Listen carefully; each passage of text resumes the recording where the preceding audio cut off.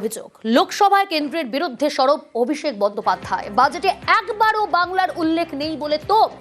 Dankuni freight corridor আগের ঘোষণা বলে দাবি। রেলমন্ত্রী থাকাকালীন মমতা বন্দ্যোপাধ্যায় ঘোষণা করেন বলেই দাবি। सर 85 मिनट्स का फाइनेंस मिनिस्टर का स्पीच था.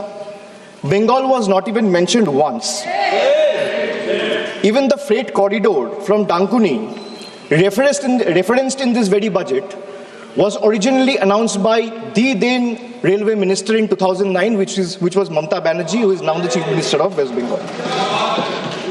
The constitution promises equality among states, but this government practices preference. Allies are funded while opponents are starved. So this is not a model of cooperative federalism. This is a model of subscription-based federalism. বাংলাকে বকেয়া বঞ্চনার অভিযোগ। লোকসভায় অভিষেকের নিশানায় কেন্দ্র। 1,96,000 কোটি টাকা বকেয়ার অভিযোগ। রাজ্যকে বঞ্চনার অভিযোগ অভিষেকের। Sir, I come from an India that thunders Sabka Saath, Sabka Vikas from every podium. And I come from an India where West Bengal's rightful dues to the tune of 1,96,000 crores are frozen in cold bureaucratic silence. Sir, what is withheld is not just money. What is withheld is dignity. What is withheld is constitutional promise that every Indian, every state stands equal before the union. This is not governance or federalism, sir. This is a message that you stand in line or you'll be made to pay the price. বাংলাকে কেন্দ্রীয় বঞ্চনার অভিযোগ। স্বনির্ভর বাংলার challenge অভিষেকের।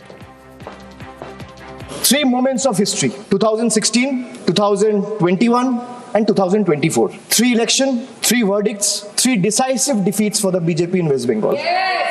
A fourth one is no longer a warning, it is approaching. So the government want to punish Bengal, let them proceed, we won't bow. You want to freeze our funds, we will persist. PM आवास से लेके सड़क से लेके मनरेगा से लेके सारे पैसे बंगाल के पिछले 5 साल से ये सरकार ने रोक के रखा है. प्रधानमंत्री ने आत्मनिर्भर भारत की बात किया है, हम स्वनिर्भर बंगाल क्या होता है काम करके दिखाया है. You want to freeze our funds, we will persist. You want to profile and persecute our youth, we will protect them. Bengal's spine was not ever bent by surrender and is not for sale. Go ahead, send your audits. We will answer them. But remember this, files can be frozen, funds can be stalled, voices can be suppressed, but memories can't be erased. When the people rise and the ballot breaks the silence, we will settle the final account. পক্ষপাতিত্ব করার অভিযোগ। লোকসভার speaker ওম বিড়লার বিরুদ্ধে অনাস্থা কংগ্রেসের। সই বিরোধী জোটের 118 সাংসদের। তৃণমূলের কেউ সই করেননি। সংবাদ সংস্থা সূত্রে খবর, স্পিকার সিদ্ধান্ত নিয়েছেন অনাস্থা প্রস্তাব সংক্রান্ত নোটিশের নিষ্পত্তি না হওয়া পর্যন্ত লোকসভার কাজে তিনি যোগ দেবেন না।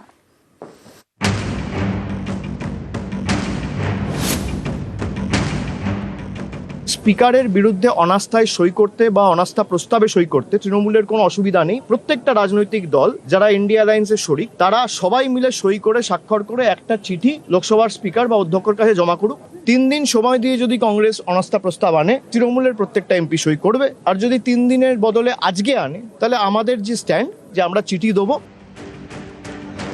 বিরোধী দলের সাংসদদের লোকসভায় বলতে দেওয়া হচ্ছে না, শাসক দলের প্রতি পক্ষপাতিত্বমূলক আচরণ করছেন লোকসভার স্পিকার ওম বিড়লা। এই অভিযোগে মঙ্গলবার অনাস্থা প্রস্তাবের নোটিশ দেয় কংগ্রেস লোকসভার মহাসচিব উৎপল কুমার সিং এর কাছে। কংগ্রেসের অভিযোগ, লোকসভার বিরোধী দলনেতা রাহুল গান্ধীকে বলার সুযোগ দেওয়া হচ্ছে না। 8 জন বিরোধী সাংসদকে সাসপেন্ড করা হয়েছে। 2 প্রাক্তন প্রধানমন্ত্রীর বিরুদ্ধে আপত্তিকর এবং ব্যক্তিগত মন্তব্য করেছেন বিজেপির এক সাংসদ। এর বিরুদ্ধে কোনো পদক্ষেপ করা হয়নি। এ নিয়ে স্পিকারের বিরুদ্ধে অনাস্থা নোটিশ কংগ্রেসের। এতে সই করেছেন ডিএমকে, সমাজবাদী পার্টি, আরজেডি সহ বিজেপি বিরোধী টিম ইন্ডিয়ার 118 জন সাংসদ, কিন্তু তৃণমূলের কেউ সই করেননি। স্পিকারকে 2 দিন 3 দিনের একটা সময় দেওয়া যেতে পারে। যদি কোনো ব্যবস্থা স্পিকার তার তরফ থেকে না নেয়, শুক্রবার নো কনফিডেন্স মুভ হবে, কোনো অসুবিধা নেই। এবং আমরা চাই যে হাউস চলুক। 3 দিন সময় দিয়ে যদি কংগ্রেস অনাস্থা প্রস্তাব আনে, তৃণমূলের প্রত্যেকটা এমপি সই করবে। আর যদি 3 দিনের বদলে আজকে আনে, তাহলে আমাদের যে স্ট্যান্ড যে আমরা চিঠি দেবো। এরকম কোনো নিয়ম পার্লামেন্টে আছে কিনা জানা নাই। আগে চিঠি, তারপরে 3 দিন অপেক্ষা, তারপরে অনাস্থা প্রস্তাব, তৃণমূলের পক্ষ থেকে হয়তো নতুন নিয়মকানুন প্রয়োগ করার চেষ্টা করা হচ্ছে। বিজেপি পার্টি এবং সেই সুবাদে স্পিকারের বিরুদ্ধে এমন কিছু বলা করা উচিত নয় যাতে বিজেপি ক্ষুণ্ণ হয়। সংবাদ সংস্থা সূত্রে খবর, লোকসভার স্পিকার সিদ্ধান্ত নিয়েছেন অনাস্থা প্রস্তাব সংক্রান্ত নোটিশের নিষ্পত্তি না হওয়া পর্যন্ত লোকসভার কাজে তিনি যোগ দেবেন না। নিউজ 18 বাংলা।